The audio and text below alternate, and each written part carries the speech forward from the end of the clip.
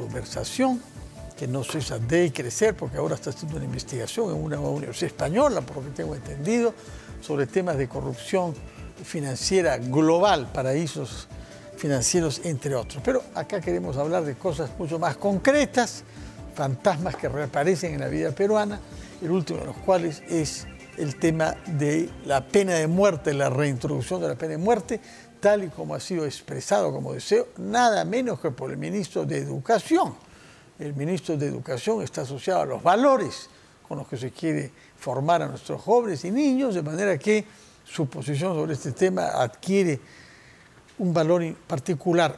Ha mantenido una reunión el ministro Becerra con el primer ministro durante la tarde, ha culminado esta reunión, pero no han habido declaraciones después, no sabemos si se ha abordado, como parece de sentido común creer, esta propuesta que manifiestamente no ha sido consultada con el gobierno y no es compartida por el primer ministro, que es un abogado, que conoce bien las consecuencias que tiene y que tuvo ya el año 94, cuando se volvió a plantear, y algunas veces Alan García lo propuso, porque eso significaría salirnos del Pacto de San José. Por eso quisiera conocer la opinión de un abogado penalista que mire esto desde el punto de vista frío de la ley, el doctor Lamas Pucho, a quien doy la bienvenida a RPP. ¿Qué tal? Su opinión sobre el marco normativo internacional en el que nos hallamos respecto de la iniciativa que ha sido, repito, planteada por el ministro de Educación de restablecer la pena de muerte en el Perú. Está científicamente demostrado que la pena de muerte no disuade. Se convierte en una medida eminentemente resarcitiva, aflictiva, en términos de emitir un mensaje a la opinión pública de que un sujeto es ejecutado legalmente por haber cometido un hecho execrable, un delito grave, partiendo de la premisa de que eso debe servir como una fórmula de pedagogía ante la sociedad para que no se vuelvan a cometer ese tipo de delitos. Y esa pedagogía, nos dice usted, no funciona, porque no disuade. Y esa experiencia me parece en los Estados Unidos, que es el país occidental que más aplica la pena de muerte, pero también en China, en donde, en donde se practica de manera masiva, y en Irán, que es donde hay cada vez más ejecuciones capitales, lo cual efectivamente confirma lo que usted dice, ¿no? Que no cumple con una función disuasiva. La pena de muerte tiene un acervo cultural respecto al país en el que se ejecuta, dependiendo de una serie de factores que caracterizan el sistema de justicia y lo que implica la violación de la ley en cada país. El caso más emblemático es China. En China, hasta hace unos años, había aproximadamente algo de 60, 70 delitos que no eran graves, pero que ameritaban la pena de muerte. Y cada cierto tiempo, de manera sistemática, se ejecutaba en los estadios para que la opinión pública percibiera lo que significa la muerte y lo que implica el desmedro para la institucionalidad de un país en particular cuando se enfrenta graves delitos. La pena de muerte tiene que ver mucho con la credibilidad del sistema de justicia en el cual se aplica, en el sentido de disminuir en la medida de lo posible los errores judiciales. Pero la pena de muerte en términos judiciales es un ritual que acapara la cultura, el conocimiento, el interés de una sociedad y que además se maneja en términos políticos, porque de lo que se trataría es que a través de la aplicación de esta máxima sanción la delincuencia disminuyera. ¿Qué tipo de delincuencia? No sabemos si se trata de la delincuencia violenta, se trata de la corrupción, que también es un proceso... En China, sobre todo, se aplica la pena de muerte que genera tremendos desmedros al país, y una serie de circunstancias que, como te vuelvo a repetir, desde el punto de vista pragmático no han resuelto el tema de la delincuencia, porque la criminalidad es un fenómeno inherente a la naturaleza humana. Permítame un instante, señor Lamas Pucho, para establecer muy buenas noches. Retomamos nuestra conversación con el doctor Lamas Pucho, nos ha dado su punto de vista sobre la pena de muerte como no disuasiva y como un ritual que no tendría en todo caso eficacia desde el punto de vista de la lucha por la seguridad ciudadana. otros conceptos necesito que nos aclare usted, porque se están usando mucho, el de lavado de activos e incluso organización criminal, porque ambos son los cargos que la justicia ha usado en el operativo que se ha lanzado y que sigue en curso contra las propiedades del señor Joaquín Ramírez, del cual se dice que es la orden de allanamiento y de intervención fiscal más grande que se haya visto en el Perú desde Orellana. ¿Está de acuerdo con esta comparación? Estamos ante una magnitud mayor, ¿no? Sí, evidentemente, en términos cuantitativos y cualitativos, el monto de lo incautado es impresionante y 1.000 millones de dólares, ¿no? Sí. Que pone en evidencia las inmensas sumas de dinero que se manejan en el entorno de lo que significa un presumible acto de lavado de activos. ¿A partir de qué lavado de activos? En el sentido de que, desde el punto de vista teórico y dogmático, se parte de la premisa de la imperiosa necesidad de poder incorporar dentro de la legalidad un dinero, un activo que tiene procedencia ilícita.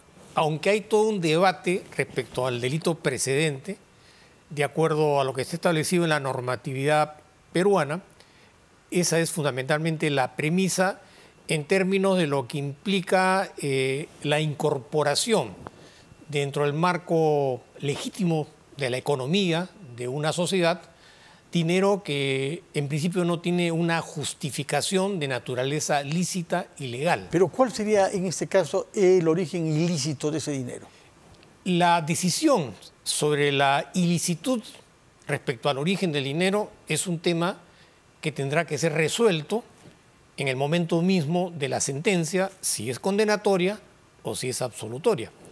Lo que estamos actualmente analizando es una información que ha permitido iniciar una indagación sobre información sistemática que permite generar cierta suspicacia sobre la ilicitud de estos fondos y de qué manera habría sido incorporado dentro de la legalidad.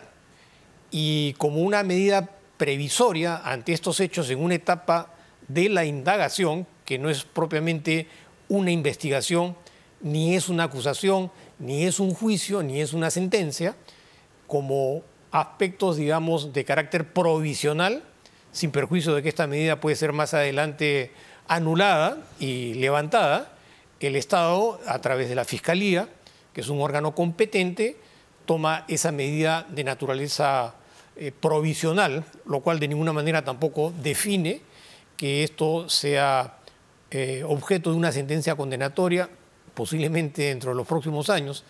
Años. Porque como sabemos acá los juicios por crimen organizado, que tienen diferentes connotaciones, porque este es un proceso que tiene una naturaleza intrínseca de carácter político por las vinculaciones que existe con un partido político, podríamos estar esperando entre que se finiquita la indagación, empieza la investigación preparatoria, que son 3 años más, viene la acusación, viene el control de la acusación. ¿Cuánto puede tomar el control de la acusación? Depende. Ese es el caso de lo de Toledo. Por eso lo pregunto, porque estamos con Toledo, que él ha querido participar ayer en una audiencia de control de acusación. ¿Cuánto puede tomar? Depende de la complejidad de los hechos, de la cantidad de elementos de convicción que se haya logrado reunir, de la actitud que han asumido los abogados en la defensa y de otras circunstancias para poder demostrar una fortaleza por parte de la Fiscalía para poder establecer una imputación concreta, precisa y objetiva respecto a hechos que encuadran perfectamente dentro del tipo penal de lavado de activos y que, por supuesto, se ha respetado desde todo punto de vista el proceso, el debido proceso, para poder, digamos, plantear ante un juez de tutela una hipótesis, una teoría imputativa de parte del Ministerio Público que dice, sí, yo tengo esta teoría y la fundamento de manera razonable sobre esta base de estos hechos para que, escuchadas las partes que pueden y tienen el derecho a objetar el análisis imputativo, el juez de tutela apruebe finalmente la acusación, una vez que se han agotado todos los trámites pertinentes, y se señale próximamente recién el inicio propiamente del juicio. Varios años. Ahora, ¿cuánto ha tomado para llegar hasta el punto en el que estamos ahora? Bueno, hay información, yo no conozco intrínsecamente el caso, me sujeto en todo caso a la información periodística. Pero el penalista que es usted tendrá una gran claro, curiosidad. hay abundante, emblemático, ¿no? Hay abundante información de toda naturaleza que por lo menos orienta la mínima necesidad de que esto sea investigado. Con lo cual no estoy diciendo que sean culpables o que sean inocentes, porque para hablar de culpabilidad pues hay que agotar todo este proceso de carácter previo. Entonces lo mínimo que se podría hacer en una sociedad mínimamente respetuosa del Estado de Derecho, porque entendemos que todos somos iguales frente a la ley, más allá si tenemos un background político, si tenemos actividades políticas, si tenemos medios económicos, si nos dedicamos al negocio de la docencia universitaria, si hay indicios que ameritan ser indagados, es lo mínimo que se puede esperar. Y, por supuesto, a las personas que son objeto de esta indagación tienen todo el derecho, todas las prerrogativas, de acuerdo a lo que he manifestado, para defenderse y desmerecer esa hipótesis. Entonces, me parece que, por lo que dice usted, habrá que esperar hasta la próxima década para saber si... Acá los grandes procesos se caracterizan porque duran 6, 7 años y además el proceso penal está contaminado por la dinámica política. Entonces ya podemos tener más o menos alguna idea de lo complejo que significa un proceso de esta naturaleza que tiene estos sesgos, ¿no? Bueno, señor Lamas Pucho, me parece que de aquí hasta el final de este juicio lo vamos a invitar en numerosas oportunidades. En todo caso, muchas gracias, un gusto verlo siempre. Vamos a hacer una pausa, despedimos al doctor Lamas Pucho, que ha tenido la amabilidad de